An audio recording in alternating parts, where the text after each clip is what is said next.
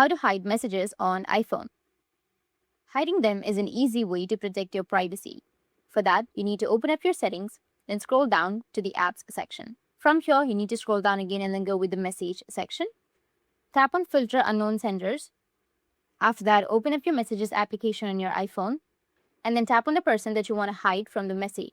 Now go with the name, which will be on the top, and tap on the info from here. Then tap on edit, which will be on the top, and remove the name. Now go back to the mail page of your message. Tap on the filters option. Now select known senders.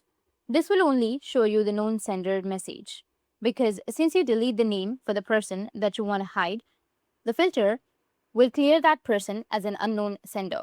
To find the message, you can go back and you either select known sender or message from. You can turn off screen unknown senders, and if you go back, then you will have all of the messages. That's it. That's how you can hide messages on your iPhone. If you found this video helpful, hit the subscribe button and thanks for watching.